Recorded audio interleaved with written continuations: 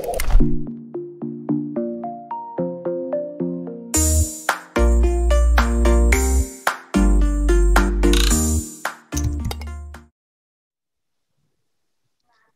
bahagia kerabat desa Indonesia. Pagi ini kembali kita berjumpa lagi dalam Kepoin Desa. Kita kepo-kepo tentang desa, kita ngobrol tentang desa dan berbagai hal yang terkait dengan desa. Pagi ini luar biasa kita kehadiran Mas Heri, salah satu pendiri mungkin atau apa, nanti Mas Heri bisa ceritakan tentang sebuah gerakan. Kalau kemarin ada gerakan Komunitas Cinta Desa, Mas Thoirin, hari ini ada gerakan Desa Emas. Saya membayangkan awalnya ini Desa Emas ini agendanya adalah bagaimana desa-desa nanti bertransaksi pakai keping-keping emas gitu kan. Tapi ada juga dari judul yang kita bawakan hari ini adalah peta jalan menuju keemasan desa. Jadi kayaknya saya salah menangkap tentang desa emas. Supaya nggak salah tangkap, kita sapa langsung Mas Heri. Mas Heri, selamat pagi. Terima kasih sudah bergabung. Duh, Mas Heri, kok keluar? Ada kepencet tadi kayaknya mungkin. Mas Heri, kita tunggu gabung lagi Mas Heri untuk di Zoom meeting kita, karena tadi udah masuk. Ini udah. Mas Heri, ya, sudah Pak. bergabung lagi? Alhamdulillah sudah, Pak. sempat hilang dari tampilan. Oke, Mas Heri, selamat pagi, Sugeng Kencang. Apa kabar? Sehat? Pagi, Mas Suryo. Alhamdulillah sehat sekali. Alhamdulillah. Ini menuju keemasan desa. Jadi apakah dulu desa itu memang sesuatu yang emas, kemudian kita kembalikan lagi, atau desa itu sebenarnya hari ini adalah potensi untuk menjadi sesuatu yang mulia, yang luar biasa. Kalau di TV Desa kami selalu mengajak atau membawa pada sebuah semangat bagaimana memuliakan desa. Mas Heri dengan desa emasnya, kita perlu tahu nih. Mas Heri, silakan berbagi cerita tentang desa emas. Saya ingin jadi pendengar yang baik, tetapi mungkin tetap akan menyela kalau memang ada sesuatu yang ingin saya tanyakan secara langsung. Silakan Mas Heri. Oke, matur nuwun. Terima kasih Mas Suryo. Selamat pagi para patriot desa. Ya, hari ini mungkin saya ingin berbagi tentang suatu gerakan ya, peta jalan membangun keemasan desa. Seperti Mas Suryo tadi sampaikan, bahwasannya memang modal terbesar kita hari ini memang adalah desa-desa yang ada di Indonesia ya, hampir 80.000 bahkan. Ini sebuah modal yang Allah karuniakan kepada bangsa Indonesia sebagai pilar-pilar membangun keemasan bangsa kita, Mas Suryo. Nah, bicara tentang kemasan tentu banyak aspek-aspek yang tersimpan di sana ya, aspek kemuliaan. Jadi kalau ngomongin emas ini sebenarnya yang membedakan ya tentu aspek nilai-nilai ataupun kemuliaan yang sedang dikembangkan di desa-desa itu. Ya, potensi-potensi yang ada, nilai luhur yang selama ini ada di sana, dan kemudian sebenarnya saat ini berkontribusi terhadap katakanlah kebutuhan-kebutuhan di kota itu sendiri. Gitu. Nah, aspek emas ini yang mau kita jaga nih, Pak. Jangan sampai nanti emas ini terkeruk oleh pihak-pihak lain gitu ya, atau bahkan terdegradasi gitu, sehingga nilai-nilai itu menjadi turun. Nah, kita ingin bangun ini karena ini sebagai pilar kemajuan bangsa kita gitu, Mas Heri. Nah, mungkin beberapa hal ya kita coba kembangkan. Prinsipnya memang kita ketahui dari jumlah desa yang ada ini 62%-nya masih ada di bawah ya, garis kemiskinan atau desa tertinggal misalnya. Nah, ini yang harus kita coba kembangkan, jangan sampai nanti potensi-potensi desa yang ada di desa ini tidak tereksplorasi dengan baik gitu, sehingga mereka mendapatkan nilai-nilai dari luar gitu. Nah, untuk itu kita memang membangun sebuah pendekatan, Mas Suryo, ya. Banyak mungkin apa namanya gerakan-gerakan ataupun partisipasi yang ini saya izin share ya, Mas ya. Silakan. Sebentar saya cek dulu. Oh sudah. Oh, silakan langsung, Mas. Oke. Jadi memang prinsipnya yang ingin kita kembangkan di desa-desa ini untuk aspek perubahan ya. Kita harus berangkat dari kesadaran para penduduk desa itu sendiri, bahwasannya sesungguhnya desa itu tidak akan berubah manakala mereka tidak ingin merubah itu, gitu kan. Tuhan tidak akan merubah nasib suatu desa kecuali warga desa itu sendiri, Mas, yang mau merubah dirinya sendiri. Nah, makanya memang kita harus membangun jiwanya, membangun badannya untuk Indonesia Raya. Nah, itu yang kita lakukan gitu. Jadi aspek-aspek itu. Nah, ini beberapa pendekatan empiris sih. Kenapa sih kita mungkin harus ke desa gitu ya? Bagaimana kemudian kita harus berhijrah nih, menghijrahkan desa dari kondisi yang ya kurang sekarang ya, kurang ideal ya, menjadi lebih baik. Nah, spirit hijrah itu kan kalau di Muslim ya, Nabi Muhammad SAW ini abad ke-6, spiritual reformnya itu hijrah dari Mekah ke Madinah. Ya, kemudian ada juga di Jepang, Marihiko Hiramatsu ini tahun 1950 juga dengan gerakan One Village, One Product-nya. Kemudian dilanjutkan Pak Chung-hee, Presiden Korea Selatan ya tahun 71. Mereka juga melakukan reformasi atau revolusi mental nih dengan gerakan Small Undongnya. Ini bisa mengantarkan kemudian perubahan-perubahan yang cukup signifikan. Deng Xiaoping, Cina, OFOF, ada Phileton Enterprise, Dato Sri Mahathir, Taksi Cinawatra, dan terakhir ya kita gerakan Desa Emas ya. Revolusi mental patriot desa. Satu desa, satu industri. Targetnya itu. Selama ini kan kita mungkin satu desa, satu industri, Mas.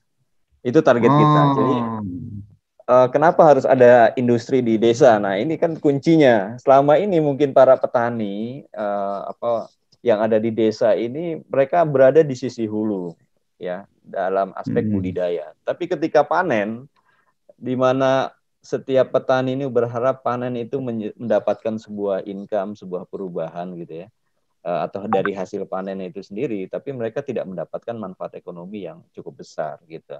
Justru yang terjadi adalah mereka ditekan ketika panen ya kan, bahkan diijon dulu nih ya kan, karena bicaranya bahan baku kalau bicara industri gitu. Industri ini tidak ada di desa, gitu kan. Ketika ada industri, maka nilai tambah dari hasil budaya itu kan bertambah tuh, Pak. Ya kan? Kayak misalnya kelapa lah, kita lihat nih negeri rayuan Pulau Kelapa ini kan. Ini kelapa ini kalau kita lihat ada yang harga sekarang Rp500 per butir, ada yang bahkan 1.000 gitu kan. Ini kan ironis, padahal nilai tambahnya kalau itu diolah ada satu industri di sana yang berbasis desa itu bisa sampai 8.800% Mas nilai tambahnya. Ya, kebayang kalau 8.800% dengan berbagai produk turunannya gitu ya. Sekarang kita nggak usah ngomongin 1.600 produk gitu turunan. Kita 15 produk turunan yang bisa diolah dari hasil budidaya tersebut saja itu sudah bisa memakmurkan desanya gitu. Nah, ini makanya target kita satu desa satu industri. Agar apa? Agar hasil budidaya petani itu memiliki nilai tambah. Nah, nilai tambah itu yang menjadi selisih margin yang cukup besar yang selama ini dinikmati oleh ya katakanlah pemodal-pemodal besar gitu ya. Nah, ini yang kita harapkan dengan ada industri desa, nilai tambahnya naik. Nah, hasil nilai tambah itu di-split lagi ke warga desa dengan lebih banyak. Jadi yang kita ingin bangun nanti adalah profit fairness distribution. Jadi bagaimana distribusi profit ini diberikan secara fair gitu kan kepada para stakeholder dari ekosistem tersebut gitu. Nah, ini salah satu benchmark kita tadi ya, bagaimana proses perubahan itu sendiri, bagaimana Korea ini dengan gerakan Semaul Undongnya tadi yang saya sebutkan ini bisa mengantarkan Korea menjadi negara maju, Mas, gitu kan. Kebayang ketika tahun 50 sampai 53 itu Korea itu hancur lebur lah dengan perang saudara gitu kan. Ya. Ya kan. Dua repelita berbasis Inggris kota itu tumbuh rata-rata 10% gitu. Hasilnya gagal total yang terjadi, kemudian kerusuhan ya kan. Tapi setelah melalui 5 tahun rencana yang dilakukan oleh Presiden Park Chung-hee ini, ada perubahan yang terjadi cukup signifikan gitu. Bagaimana pertumbuhan GNP atau PDB Korea pada tahun yang ada di sini dari tahun 60 dari 79 US dollar sampai kemudian sampai 2013 bahkan 2017. Korea ini Korea Utara apa Selatan, Pak? Korea Selatan, Pak. Korea Korea Selatan. Selatan. Setelah perang saudara berpisah, ya udah mereka bangun lagi sejak awal kan, dan sekarang nomor 4 di Asia dan nomor 11 di dunia gitu ekonominya. Padahal merdekanya cuma selisih 2 hari, Mas. Mereka 15 gitu ya? Agustus tahun 45, kita 17 Agustus tahun 45. Tapi ya kita bisa bandingkan bagaimana posisi Korea Selatan hari ini dan posisi kita gitu. Nah, ini sebagai sebuah ini aja inspirasi untuk kita berkembang. Nah, oleh karenanya dari situ kita merumuskan sebuah roadmap ya, peta jalan ini yang beberapa kali saya sebutkan ke Mas Suryo nih. Jadi kita memang banyak istilahnya gerakan-gerakan kepedulian membangun desa dan kesadaran membangun desa sebagai fundamental ekonomi kita. Tapi kemudian kita kadang-kala bergerak secara sporadis. Oleh karenanya kita merumuskan sebuah roadmap ya, peta jalan. Jadi peta jalan bagaimana kita bisa membangun desa ini tahap demi tahap. Makanya kita klasifikasikan nih di desa ini dari tahap 1 bangkit ya. Ini lebih ke aspek transfer knowledge, membangun awareness ya, sosialisasi program desa emas yang kita lakukan. Ini kita bangun, kita berikan dulu nih wawasan tersebut gitu. Kemudian nanti masuk ke tahap kedua, tahap maju. Masyarakat yang harmonis, sejahtera, akses desanya mudah, dan tingkat pendidikan dan kesehatan lebih baik. Sampai kemudian nanti tahap 3, desa itu bisa terbang gitu ya. Mengembangkan usaha bersama BUMDes-nya yang kemarin kita bahas sama Mas Rifki, menciptakan produk unggulan desa, infrastruktur dan lingkungan desa yang lebih baik. Nah, ini tahapan yang ingin kita bangun ya, atau kita mulai ketika membangun satu desa. Nah, di sini kemudian ada pilar-pilarnya, Mas, gitu. Pilar pertama tadi kita diskusi tentang bagaimana kemudian kita memperbaiki aspek karakternya dulu. Jangan sampai hal-hal yang fundamental ini tidak tersentuh lebih dulu gitu. Makanya pilar pertama adalah bina karakter. Kuncinya gampang sebenarnya. Kita bisa cari 10 pemuda desa aja yang istilahnya yang tidak molimo lah. Itu aja ukurannya, Mas, yang common ya di kita ya kan. Ya nggak main istilahnya ya. Filosofi Jawanya ya, orang molimo ya. Molimo. Nah, ini pemuda desa, cari 10 pemuda desa yang nggak istilahnya nggak judi, nggak obat, nggak main perempuan dan seterusnya gitu kan. Penyakit masyarakat yang dosanya paling sedikit lah gitu kalau diklasifikasikan. Nah, ini kita kira-kira kita bisa starting dari situ sebenarnya. Kalau memang ini merubah semua karakter penduduk desa ini agak susah misalnya. Kita mulai dengan itu. Nah, baru nanti dari aspek bina karakter ini, katakanlah kesolehan pribadi ya, ini menjadi kesolehan komunal. Ini masuk ke pilar keduanya lagi. Nanti kita persaudarakan. Jadi di sini ada bina saudara. Jadi satu bina karakter, selanjutnya bina saudara. Mempersaudarakan. Nah, kunci di sini memang kita highlight itu gotong royong. Jadi ketika satu dengan yang lainnya sudah satu frekuensi, satu visi gitu kan, ikatannya cukup kuat, kita perkuat lagi dengan persaudaraan. Nah, gotong royong sebagai komitmen atau bentuk ya dari persaudaraan itu sendiri. Bagaimana perbaikan lingkungan, infrastruktur desa, itu bisa kita lakukan dengan bina saudara ini, Mas. Bahkan di beberapa daerah kayak di Sumbawa itu mereka ada program Thomas. Jadi berbagi istilahnya kantong Thomas. Kantong Thomas isinya tuh cuman ini, Mas, beras, ya kan, minyak gitu. Itu diberikan kepada warga desa yang memang secara ekonomi belum beruntung, ya kan. Nah, itu untuk membangun persaudaraan gitu. Ada yang mungkin menolong membangun rumahnya yang sudah hampir roboh, bahkan mungkin membersihkan danau ataupun setu yang banyak gulmanya.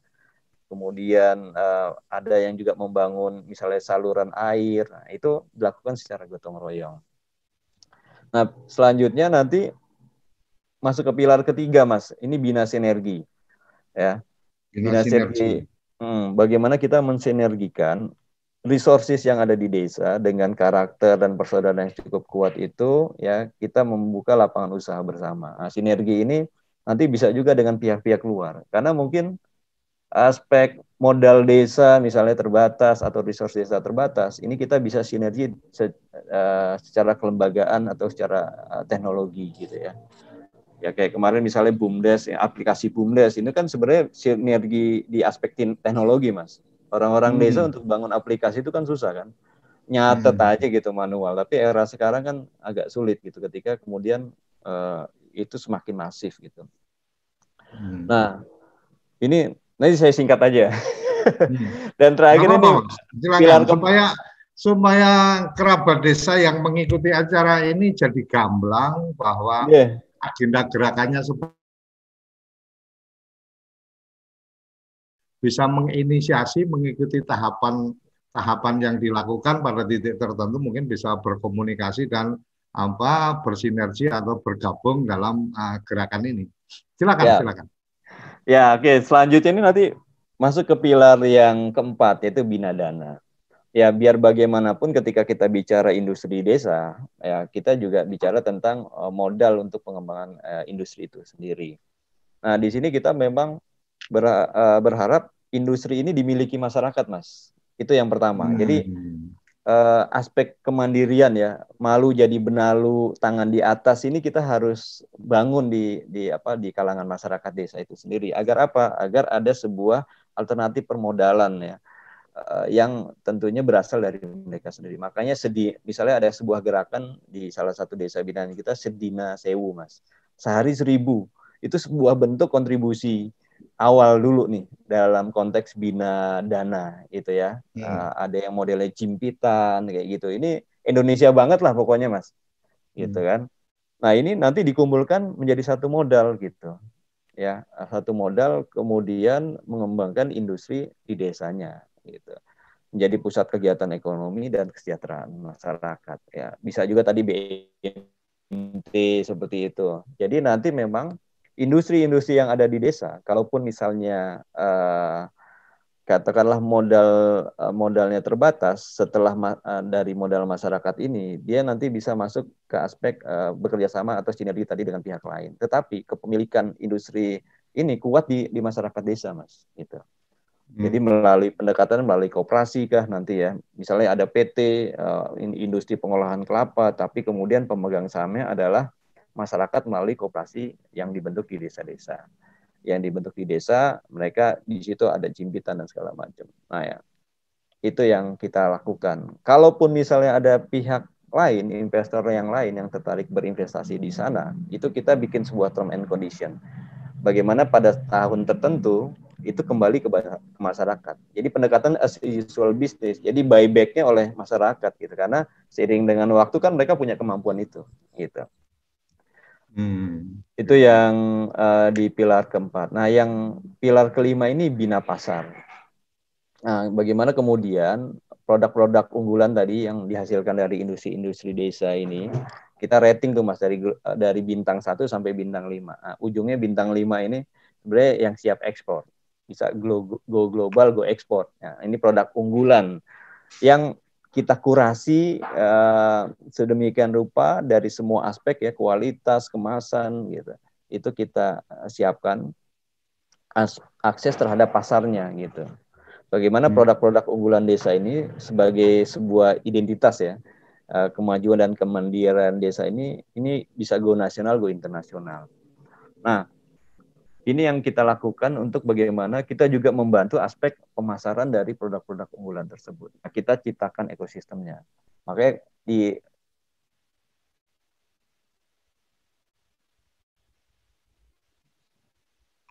Halo, halo Mas, audionya nggak keluar ya?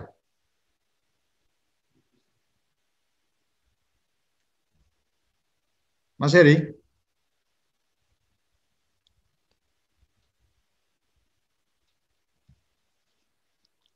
Sepertinya kita ada kendala dengan apa? Akses sinyal.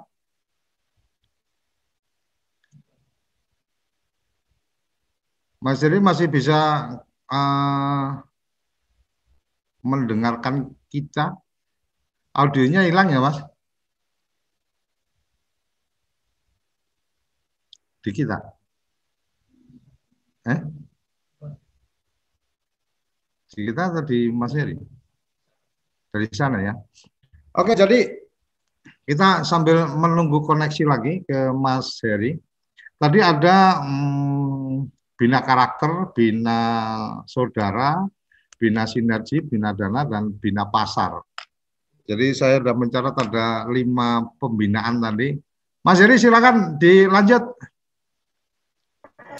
Ya, jadi ya, jadi 5 pilar ini kita kembangkan dan kita dukung lagi di era pandemi ini dengan platform digital yang kita luncurkan. Jadi aspek-aspek yang memang selama ini kita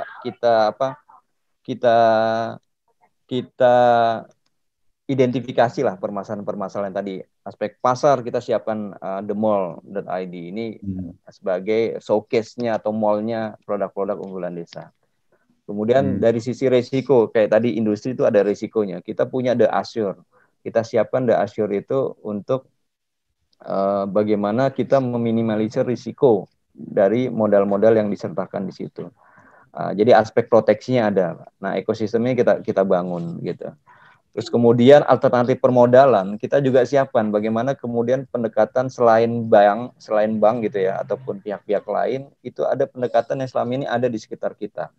Jadi kita sebut dengan the WIS satu pendekatannya. Jadi wakaf, infak, sodako, dan hibah. Ini salah satu alternatif permodalan juga sebenarnya yang selama ini kita mungkin belum konsolidasikan secara baik. Nah, kita bikin platformnya itu Sawer Desa.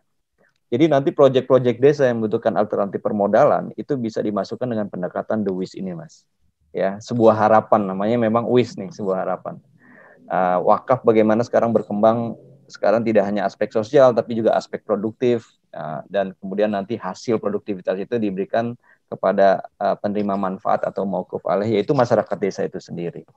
Nah, itu platform-platform yang kita siapkan. Aspek kesehatan kita siapkan juga nih, kembangkan bagaimana pola hidup bersih dan sehat ini bahkan ibaratnya deteksi dini ya. Karena kan kalau bicara sakit sekarang mahal ya, Mas. Ya, ini komoditas yang saat ini bisa dibilang kalau udah masuk rumah sakit orang udah pusing kepala gitu kan. Nah, yang kita mahal itu sakit atau sehat, Mas? Lebih mahal lagi sehat kita udah sakit. Nggak menghargai sehat itu sebenarnya mahal gitu kan. Karena kalau begitu sakit kan kita harus keluar duit banyak. lanjut ya Pak. Yuk. Nah, ini kita siapin juga the health nih. Jadi memang kita gunakan bagaimana sekarang kayak era pandemi ini ada beberapa platform yang kita di situ ada. Ya, kalau kita ke dokter juga kan sebenarnya ditanya-tanya, Mas, merasakan apa, pusing nggak, panas nggak gitu kan. Nah, itu ada pola yang seperti itu kita lakukan. Nah, bagaimana kemudian juga aspek COVID ini juga deteksi dininya juga ada dalam situ. Jadi kita bikin The Health ini aplikasi cegah COVID-19 ini. Dimana kalau kita bicara kondisi hari ini ya, kayak di Jakarta atau kota-kota besar ini sudah masuk zona hitam, bahkan akhirnya PSBB ketat. Bayangkan kalau virus itu masuk ke desa, itu lebih parah lagi karena fasilitas kesehatan di desa itu sangat-sangat terbatas kan gitu. Nah, makanya jangan sampai sakit. Nah, ini kita siapkan juga ya, aspek itu. Nah, aspek infrastruktur kita juga siapkan. Digitalnya kita kerjasama, kita bahkan mungkin kita campaign juga untuk bikin tower, Mas. Tower sendiri. Yang dimodali oleh wakaf, oleh masyarakat, agar blank spot tadi kemarin kita bicara tentang akses digital ini bisa teratasi. Nah, itu gambaran. Untuk akses digital teman-teman di Desa Emas juga melakukan apa pembangunan infrastruktur gitu atau bagaimana? Ya, kemarin kita kerjasama MOU dengan salah satu BUMN yang memang dia concern di aspek infrastruktur teknologi khususnya internet ya. Karena ya ada beberapa yang kemudian blank spot Mas, gitu kan. Ini kan harus dipikirkan gitu. Jangan sampai nanti di tengah pandemi ini di mana platform digital kita siapkan semuanya, tapi mereka tidak punya akses itu. Nah, itu kita campaign Mas, walaupun mungkin resource kita terbatas. Cuman prinsipnya kan tadi malu jadi benalu Mas. Malu jadi benalu terus tangan di atas. Jadi kita berusaha dulu lah gitu. Walaupun mungkin nanti kita bersinergi dengan pihak lain, ada lembaga-lembaga donor kah atau pemerintah yang kemudian tertarik berpartisipasi dalam gerakan ini, ya kita welcome gitu. Tetapi prinsipnya tadi kita mulai merubah dari diri kita sendiri. Itu yang kita lakukan.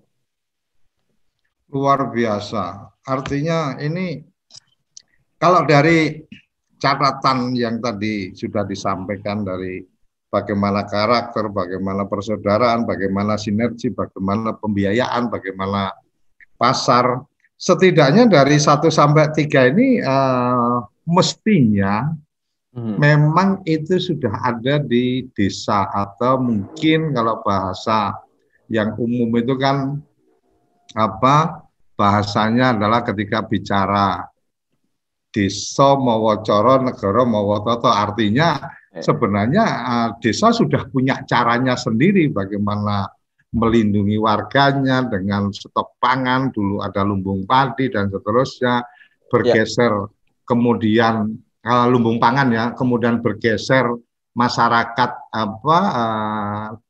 teredukasi konsumtif sehingga selesai panen bahkan tidak pernah masuk ke rumah, udah yang penting dibawa pulang dalam bentuk uang kan gitu. Pada saatnya butuh, yang harusnya dia bisa konsumsi dari panen dia udah terlanjur dijual semua, bahkan sebelum panen pun ada yang sudah dijual dan seterusnya kan gitu.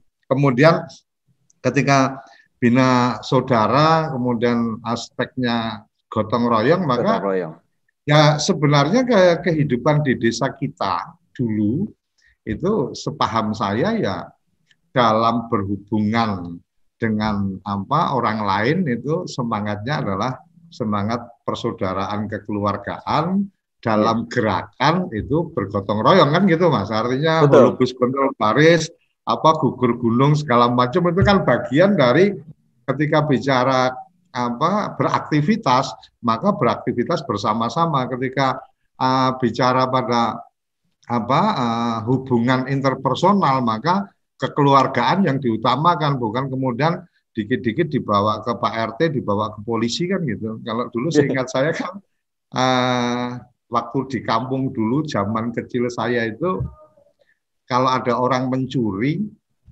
dan yang mencuri itu adalah orang di kampung itu nggak pernah dibawa ke polisi.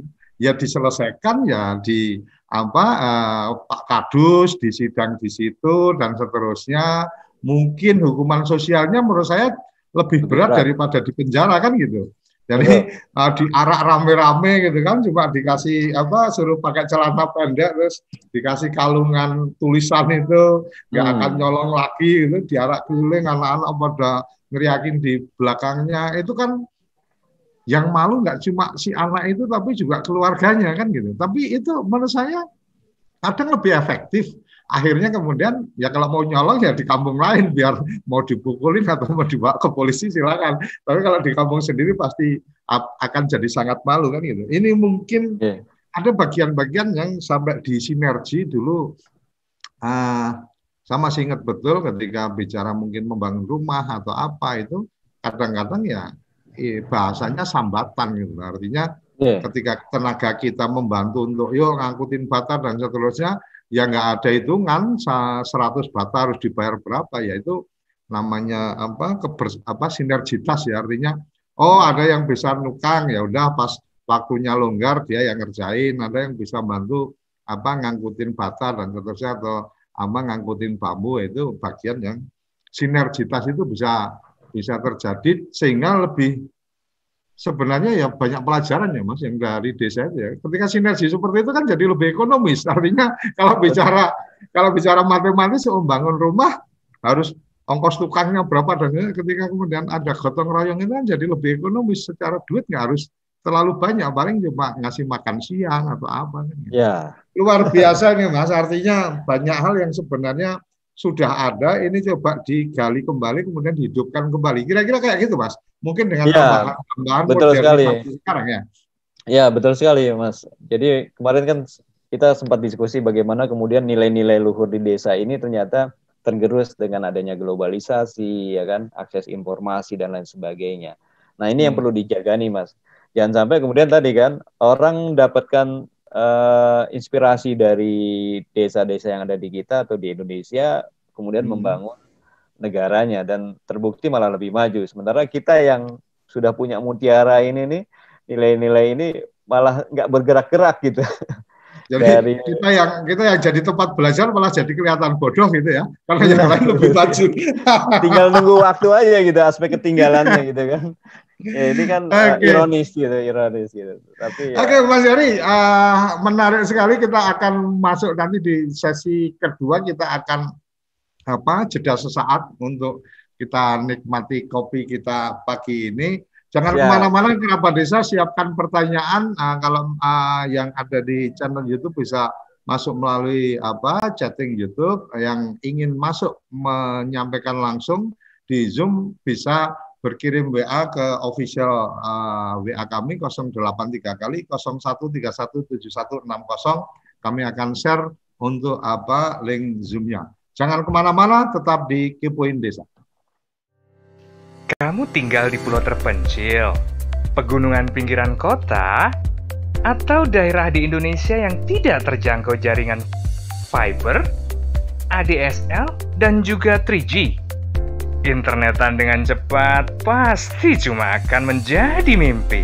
Mau pakai tol langit, pakai Desa WiFi, kunjungi www.desawifi.id.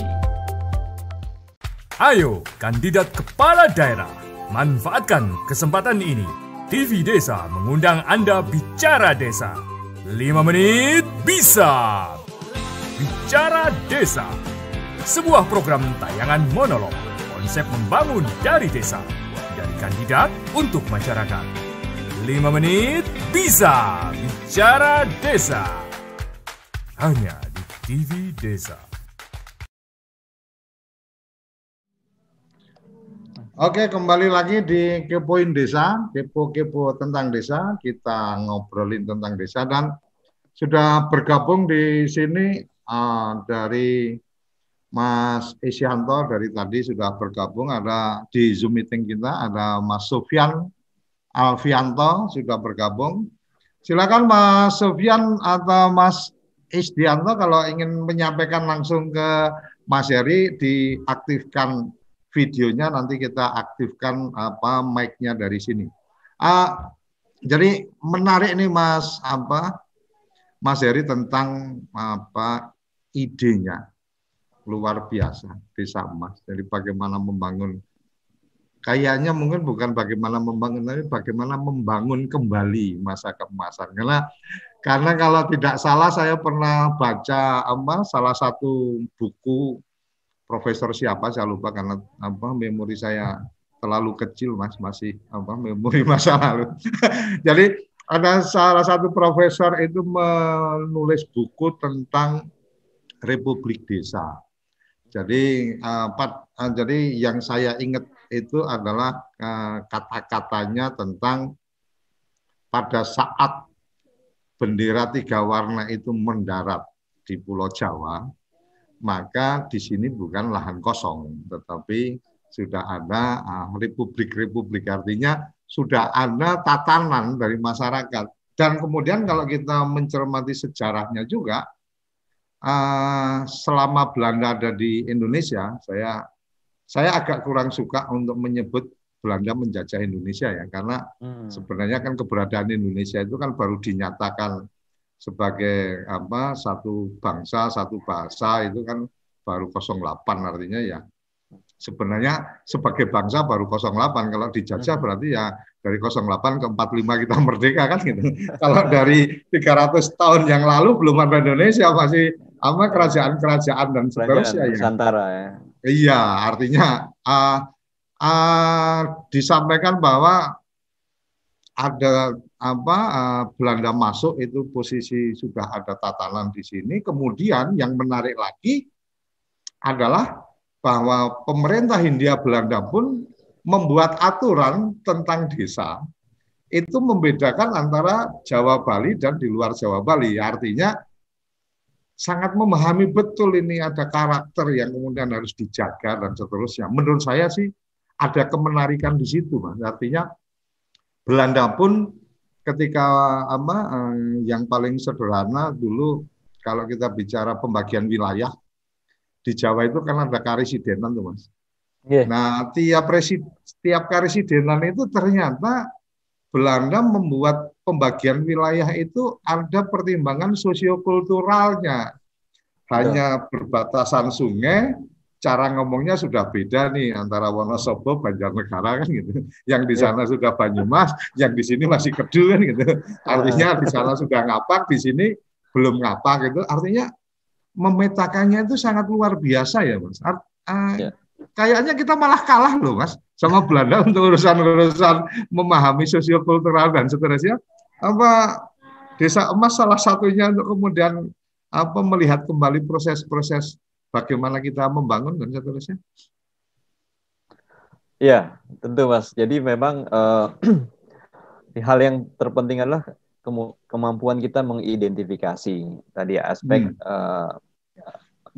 lapangan kita atau banyak faktor ya, demografinya atau sosial kultural yang ada. Ini yang memang kita petakan. Makanya ketika kita merumuskan satu program kerja desa itu ada sebuah pendekatan rembuk desa namanya, Pak.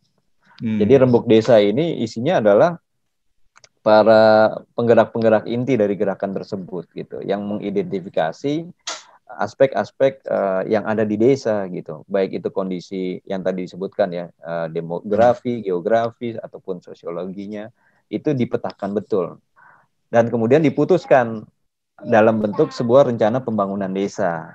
Nah, rencana pembangunan desa ini kan kita bicara tentang skala prioritas. Pasti kalau ngomongin mana yang mau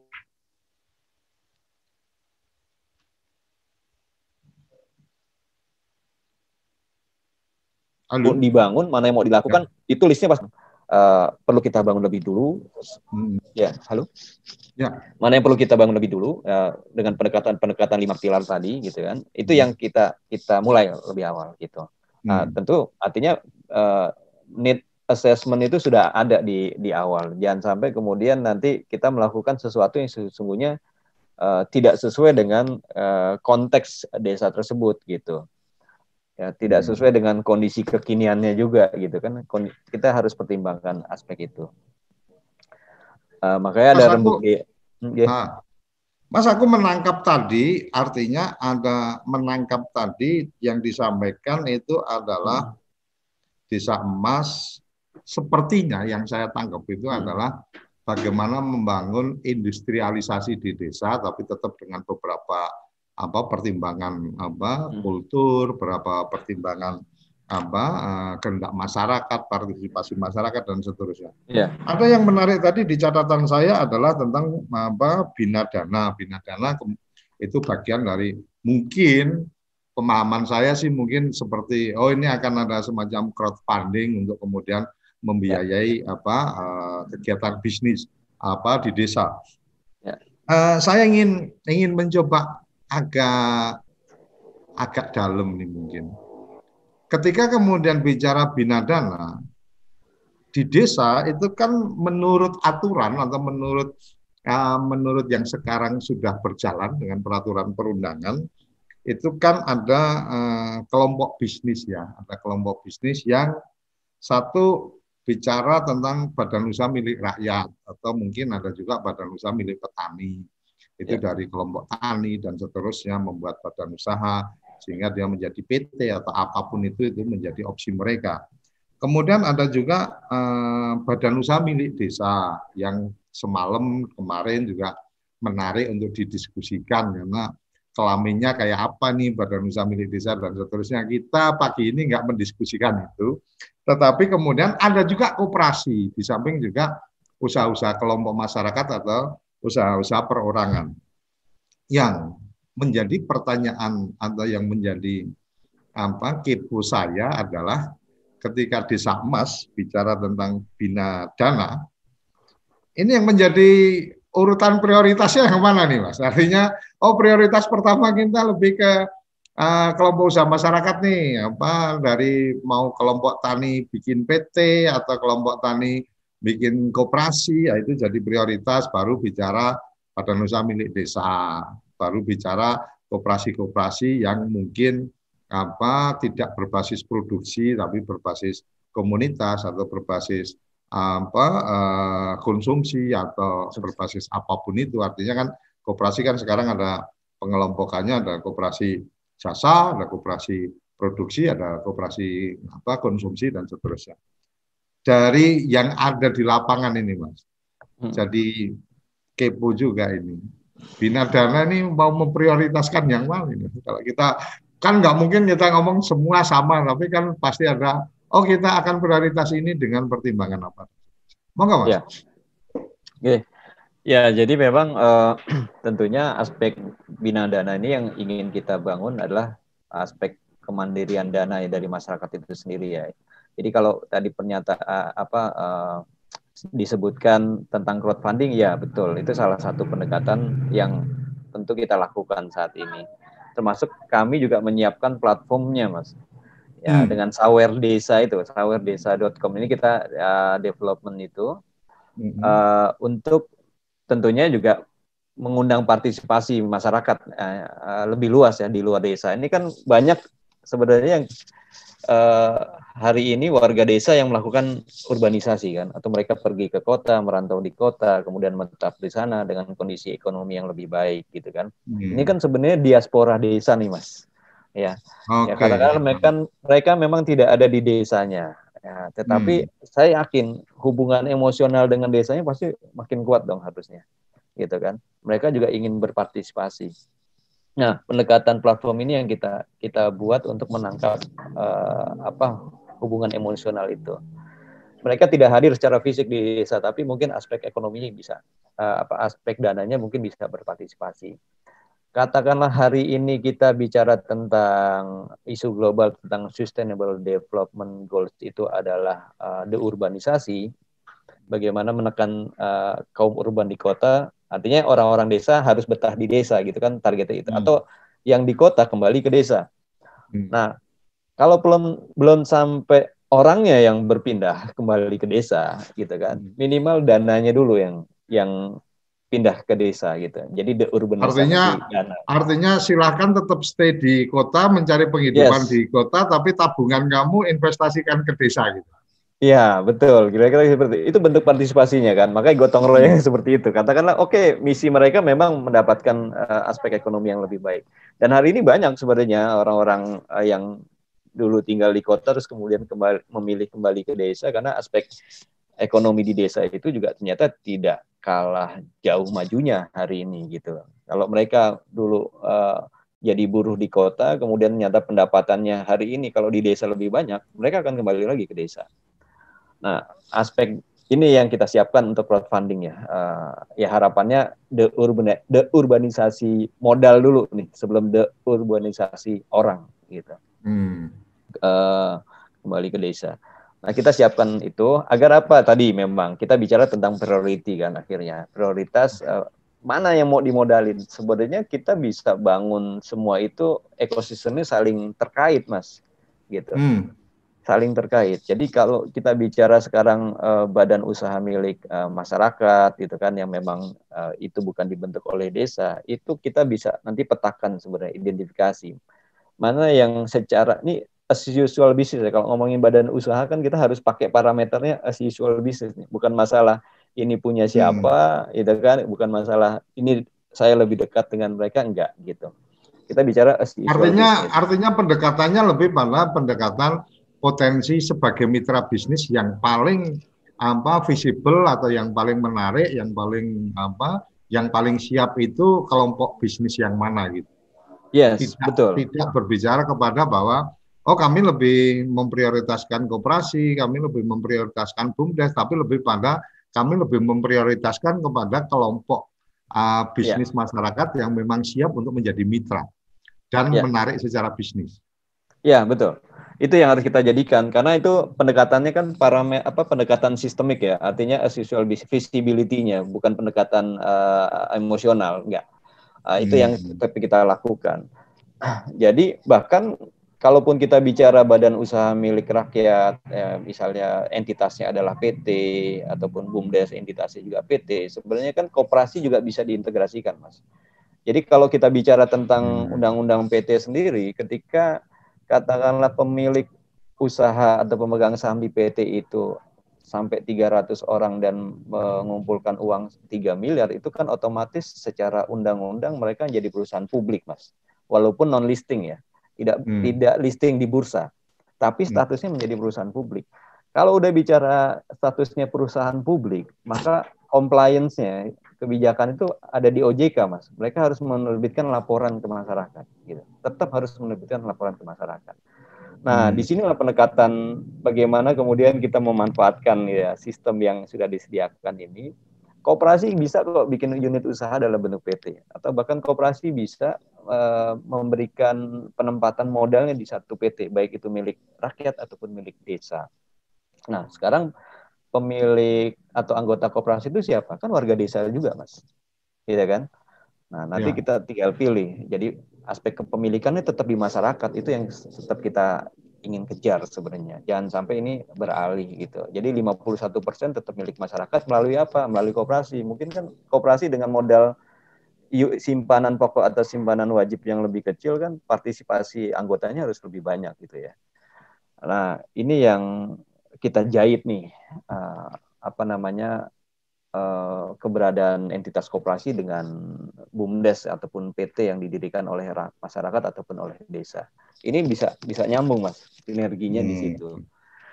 Nanti baru kita bicara tentang tadi visibility. Ini sepertinya skala bisnis atau skala industrinya ini harus ditingkatkan sehingga biar masuk ke aspek keekonomiannya. Atau ternyata permintaan pasar itu lebih besar untuk produk A yang diproduksi oleh badan usaha milik rakyat, ya. Atau nanti kita carikan lagi BUMDes ini kalau bisa malah saling melengkapi, Mas, gitu. Bisa beda industri gitu. Jadi di Rembang ya, di Rembang itu ada satu kawasan desa yang desa itu diberikan sumber mata air yang bagus sehingga bisa menjadi produsen AMDK, air mineral dalam kemasan. Maka kita akan dorong BUMDesnya untuk mengelola itu, gitu. Nanti di desa yang lain ada mungkin perusahaan milik rakyat, dia urusannya ternyata sumber dayanya bukan air, gitu. Tapi ada aspek dia pengelolaan sampah, itu pun kita lakukan, gitu. Pendekatan bagaimana meningkatkan aspek teknologi untuk pengelolaan sampah tersebut menjadi sampah organik, kemudian menjadi media tanam, ya kan, atau menjadi energi, itu yang kita lakukan. Dan ada beberapa industri lain. Jadi memang ya kita pasti harus identifikasi dulu, Mas, gitu. Potensi-potensi yang artinya ada. Modernisasi desa, industrialisasi desa, digitalisasi desa ya. Artinya bagian-bagian itu terintegrasi ya. Artinya kalau kita dulu ini jadi ketahuan umurnya kan gitu. Kalau kita dulu kan sempat dengar kan gending-gending Jawa Narto Sabdo kalau nggak salah kan modernisasi desa se-Indonesia kan gitu. Tapi ada yang menarik sebelum nanti pertanyaan yang tentang pasar. Ada yang menarik tentang roadmap tadi, ada peta jalannya dengan 5 pilar dan seterusnya. Saya pernah mengikuti penataran P4, kalau anak-anak zaman sekarang mungkin nggak ngikut penataran P4. Tapi saya mengikuti penataran P4, saya mengikuti bagaimana dulu Indonesia dengan tahapan repelitanya, jadi pelita 1, pelita 2, dan seterusnya sampai pelita 5, kemudian kita masuk. Anda satu memang artinya negara waktu itu punya roadmap-nya. kita menguatkan GBHN. pertanian, kemudian tahap berikutnya kalau nggak salah ingat nih, industri pendukung pertanian, kemudian selesai industri pendukung pertanian, kemudian akan ada lagi industri apa dan seterusnya. Artinya memang sudah terencana nih 25 tahun nanti kita akan sampai di titik itu dan seterusnya. Nggak usah panjang-panjang dijawab yang bagian ini, Mas. Kalau menurut Mas Heri, hari ini apakah Republik punya peta itu, Mas? Seperti yang dulu tahapan-tahapan era-era itu. Karena kan kita melihat agenda politik kita hari ini kan lebih pada apa yang dikampanyekan itu jadi program 5 tahunan. Tapi kalau ngomong 25 tahun kan orang jabatan cuma 2 kali 10 tahun, ngapain aku bikin rencana yang 25 tahun kan? Ya. Betul sekali, Mas. Ini pertanyaan politis ini. Oke. Kalau berkenan jawab mungkin sepatah dua patah kata, apakah itu sekarang ada atau enggak?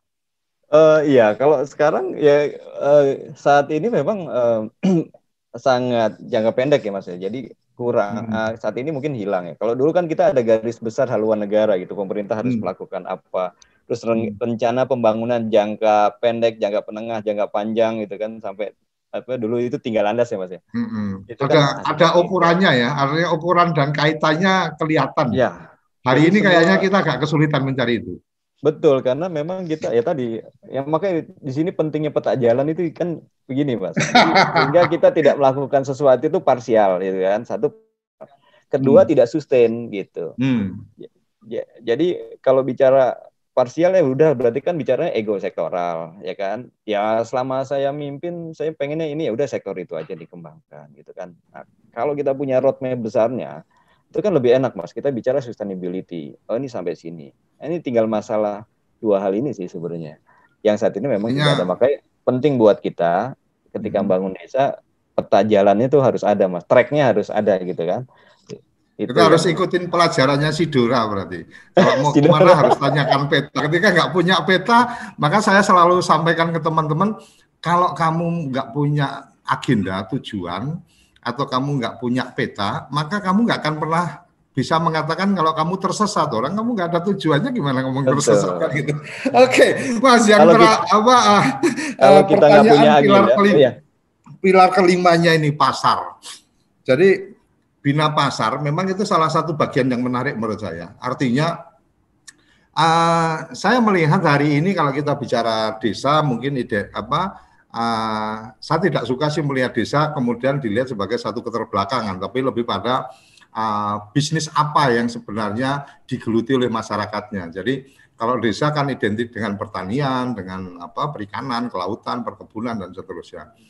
Yang kemudian menarik adalah hari ini saya melihat memang teman-teman petani, teman-teman nelayan atau yang memproduksi produk-produk agro ini memang dia tidak menguasai barang, artinya walaupun dia yang panen tapi dia tidak sebagai penguasa barang, karena yang menjadi penguasa barang kan kelompok-kelompok middleman-nya lah atau pedagang-pedagang dan seterusnya. Apalagi kemudian kalau kita bicara bagaimana punya nilai tambah kan memang harus pasca panen harus ditangani sendiri dan seterusnya, atau setidaknya ditangani oleh kelompok bisnis mereka dan seterusnya. Nah, Mas Heri tadi menyampaikan tentang bina pasar. Pertanyaannya adalah apakah kemudian desa emas ini atau komunitas ini memang sudah membawa koneksi potensi pasar, atau kemudian mencermati potensi dulu baru mencarikan pasar. Artinya lebih asik atau lebih memulai dari mana, Mas? Ya, kalau kita tentunya saat ini memetakan itu berdasarkan pendekatan yang sering tentu kita lakukan dan yang paling aman adalah market driven-nya, berdasarkan pendekatan pasar. Jadi beberapa kita juga kan berjejaring nih, Pak, dengan akses Semaul Global League ini kita punya koneksi dengan jaringan-jaringan global. Nah, di sini kita bisa melihat kebutuhan pasar terkait dengan produk-produk yang mereka butuhkan. Kayak misalnya sekarang porang gitu ya. Nah, kami kenapa budidaya porang? Padahal porang ini adalah tanaman hutan. Bahkan kalau kita makan secara tradisional, justru tidak layak makan, justru beracun. Gitu. Ya, betul. Tetapi di Jepang itu menjadi satu kebutuhan yang luar biasa dan harganya cukup tinggi. Nah, tapi kita harus dengan pengolahan dulu kan itu ya Mas ya? Yes, betul. Harus dulu ada aspek pengolahan dulu, dicip dulu ya di proses tersebut. Nah, ini kita sudah punya off-taker-nya di Jepang. Nah, kita punya ukuran market size permintaannya dia berapa sih, market size-nya berapa, terus kebutuhan dia berapa di Jepang itu. Ya, kita akan arahkan misalnya, oke, ini budidaya porang ini layak untuk dikembangkan di desa-desa. Karena tadi nilai tambahnya lebih tinggi, orientasi pada ekspor. Dan cost budidaya mungkin lebih murah gitu, sebenarnya gitu. Nah, ini kita bisa masuk dari situ. Tapi ada juga sih pendekatan yang kemudian kita memetakan dari desa itu sendiri gitu. Beberapa diantaranya juga misalnya ikan gitu ya, di desa Eretan Kulon itu mereka kan memang basically nelayan gitu. Tapi kalau nelayan kemudian tangkap, timbang, jual itu kan apa istilahnya umur ikan itu kan nggak panjang gitu. Makanya kita kemudian berinisiasi untuk membuat sebuah industri pengolahan ikan di sana. Ada sekarang tepung ikan yang kita bangun di sana, dan itu ada pendekatan partisipasi dari pihak swasta. Kita datangkan investasi di situ. Mereka mungkin sudah punya inisiasinya, tapi skala bisnisnya perlu ditingkatkan gitu. Nah, kita masukkan undang investor baru ke sana. Source-nya ada dan pasarnya juga ada. Walau pasarnya juga ada, tepung itu juga ada. Tapi skala prioritas kita memang biasanya market driven, Mas. Itu kebutuhan terhadap atas pasar yang cukup besar. Artinya tahap quote unquote yang kemudian menjadi lebih asik adalah ketika satu posisi ada permintaan pasar seperti ini, kemudian teman-teman melakukan mapping, daerah mana nih begitu. Betul. Daerah ini punya potensi, kemudian melakukan pembinaan menjadi lebih simpel untuk bisa masuk karena jelas membawa potensi untuk pasar daripada kemudian teman-teman ada masalah ini untuk pemasaran, kemudian mencarikan ini secara tanggung jawab jadi lebih berat ya Mas ya. Artinya ini ada produk yang over produk harus dibuang, mungkin effortnya jauh lebih berat daripada kita memang sudah punya pasar untuk kita bawa ke teman-teman di desa, mungkin gitu ya. Karena memang teman-teman petani, teman-teman di desa secara karakter mungkin akan menjadi lebih gampang untuk kemudian kita datang, ini loh ada kebutuhan kayak gini, kamu bisa dan seterusnya, oke nanti kita dampingi dan seterusnya. Mereka akan lebih gampang, lebih welcome daripada kemudian mereka sudah over produk dan seterusnya, kita yang diminta carikan pasar kadang-kadang ya memang sebenarnya sudah ada pasar-pasar yang berjalan tetapi ada masalah di situ gitu ya. Ya, dua case itu ada semua tuh Mas gitu. Ini saya mau kasih gambaran ini aja, visual aja ya Mas ya. Tentang ini 1 menit ya.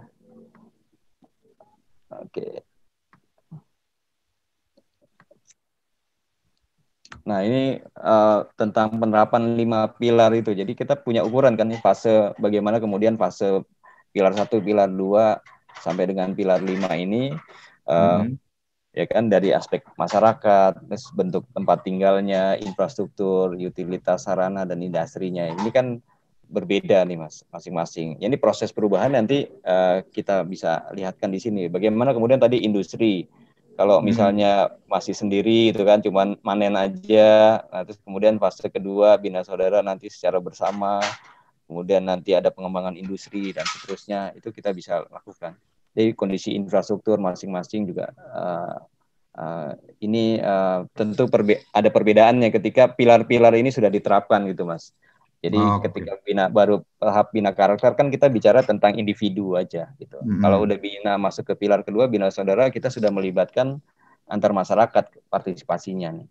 Ya, aspek keswadayaan ini kan perlu kita bangun. Terus nanti aspek bina sinergi ini sudah partisipasi lebih luas lagi, tidak hanya potensi yang ada di desa tapi juga di luar kita datangkan.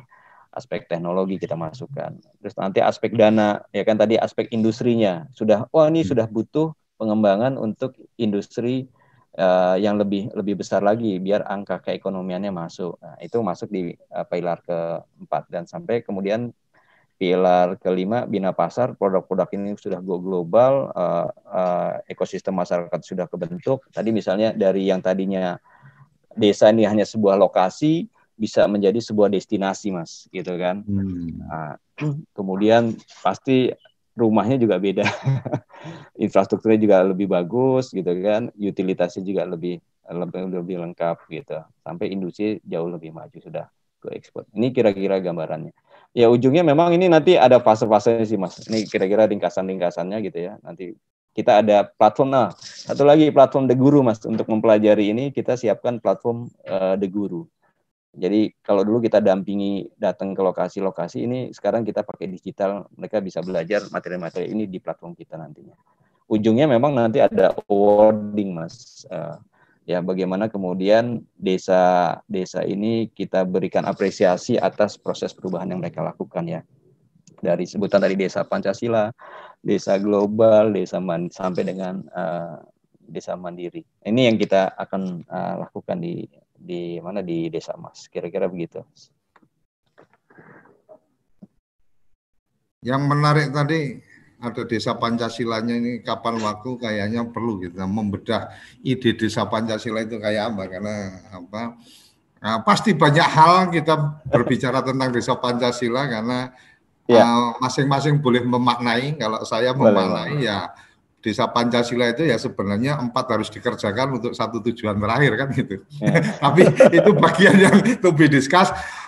Tanpa terasa waktu kita sudah di penghujung, Mas. Mungkin 1 menit untuk closing statement bisa disampaikan kalau ingin berkomunikasi dengan teman-teman Desa Emas, caranya bagaimana dan seterusnya, atau ada yang ingin disampaikan harapan-harapan.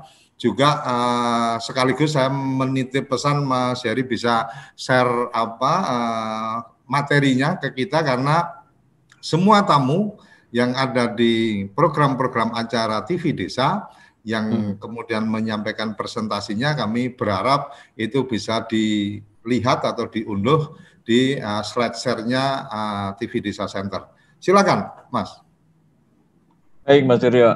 Ya, Bapak Ibu para patriot, kita harus sadari bahwasannya proses perubahan ini selalu harus dimulai dari kita.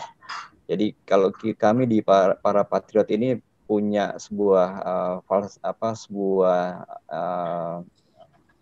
falsafah atau yang kita pegang bahwasannya kita bisa melakukan semua itu. Jadi ya we can do, will do, dan must do.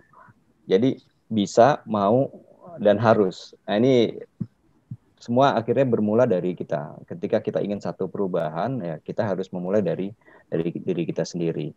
Nah, para patriot-patriot bangsa yang kata para expert ini nanti berpartisipasi dalam mendukung aspek perubahan yang diinginkan oleh para penggerak-penggerak desa atau para patriot desa.